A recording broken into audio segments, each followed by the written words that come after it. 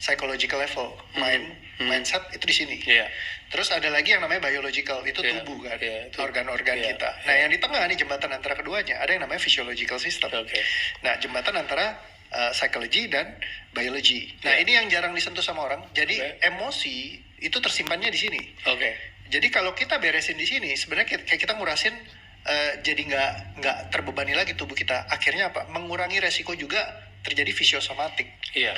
Misalnya orang tiba-tiba sakit, kayak kalau kemarin aku ikut di kelasnya Anthony Robbins, dia cerita bahwa unresolved emotion itu adalah salah satu yang menyebabkan cancer. Jadi semua yang orang kayak punya persoalan kayak cancer, terus juga turunannya ya kayak kista, miom gitu. Biasanya kalau ditelusurin, mereka ternyata punya dendam ataupun kemarahan besar yang belum keselesaikan, dia bilang.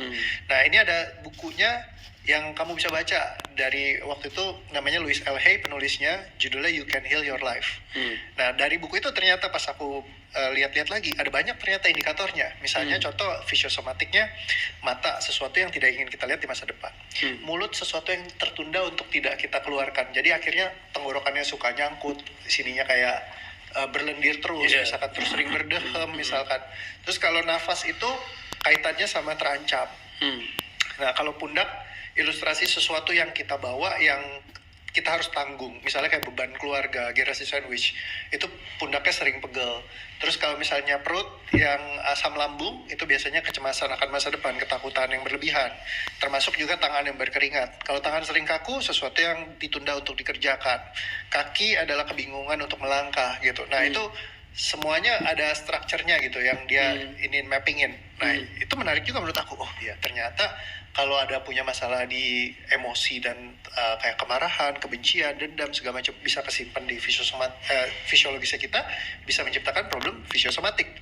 Dia bukan psikosomatik. Kalau psikosomatik itu pikirannya misalkan disetting dengan benar, harusnya fisiologisnya hilang problemnya. Tapi kan dia nggak hilang, tetap ada. Walaupun misalkan aku tahu nih aku nggak usah takut, tapi tetap takut sini, tetap deg-degan segala macam kayak gitu. Artinya dia bukan di level psychological level, tapi di physiological level. Nah, kita perlu telusurin. Jadi kalau misalnya GERD, misalnya asam lambung, datang ke dokter sembuh, berarti kan di biologis. Kalau misalkan emang datang ke dokter nggak sembuh, dokter bilang, organ kamu semuanya bagus, kamu jangan banyak pikiran.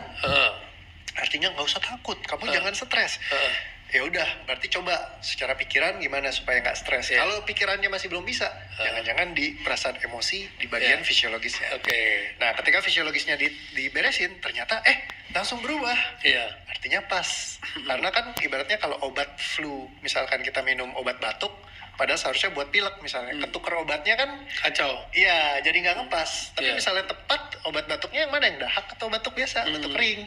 Begitu dikasih obatnya langsung selesai. Berarti kan emang di situ masalahnya. Iya, Tapi